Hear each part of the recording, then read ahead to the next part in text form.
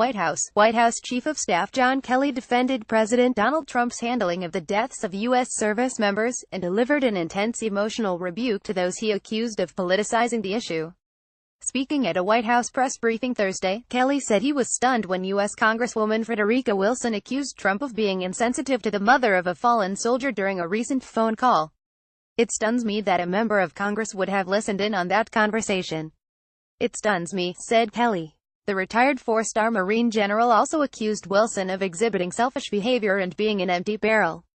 Congresswoman Wilson on Tuesday claimed that Trump inappropriately told the widow of Sergeant David Johnson that he knew what he signed up for, during a phone call in which Trump offered his sympathy.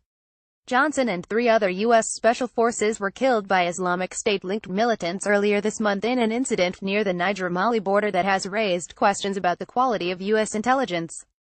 On Thursday, Kelly said he had advised Trump against making the calls to the fallen soldiers' families, but that the president eventually decided to express his condolences in the best way that he could. Watch John Kelly speaks about son's death to defend Trump. Kelly recalled the words that U.S. officials told him when his son died: he was doing exactly what he wanted to do when he was killed. He knew what he was getting into when he joined that 1%. He knew what the possibilities were when he went to war. That's what the president tried to say to the 4 families the other day, Kelly said, adding there is no perfect way to make that phone call. The deaths of U.S. troops is an emotional issue for Kelly, a retired 4-star general, whose son was killed by a roadside bomb while on patrol in Afghanistan in 2010.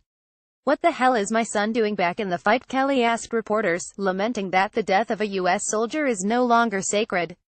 Trump cites previous presidents. Trump's handling of the deaths of service members became the subject of controversy after he was asked Monday why he had not commented on the deaths of the soldiers killed in Niger. Trump responded by claiming that most previous presidents, including President Barack Obama, didn't make calls to fallen soldiers' families, an assertion that is not true. Trump later suggested that Obama had not called Kelly after his son died in Afghanistan. On Thursday, Kelly clarified that he told Trump that Obama had not called, but that he did not relay the story as a criticism. "That was just simply to say I don't believe President Obama called. That's not a negative thing. I don't think former President Bush called in all cases," Kelly said.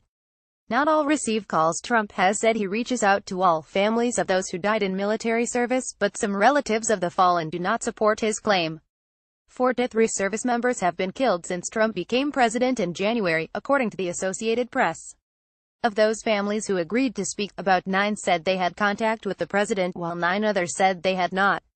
The Washington Post reported Wednesday that Trump promised Chris Baldridge of Zebulon, North Carolina, $25,000 of his own money when they spoke by phone last summer about the death of his son, Army Sergeant Dylan Baldridge, who was killed in Afghanistan. The check never arrived, but when the Post contacted the White House about the conversation with Baldridge, officials declined to discuss details.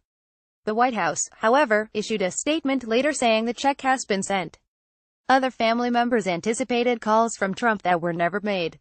The family of Army Sergeant Jonathan Hunter, who was killed in an August suicide bombing in Afghanistan, was told to expect a call from Trump.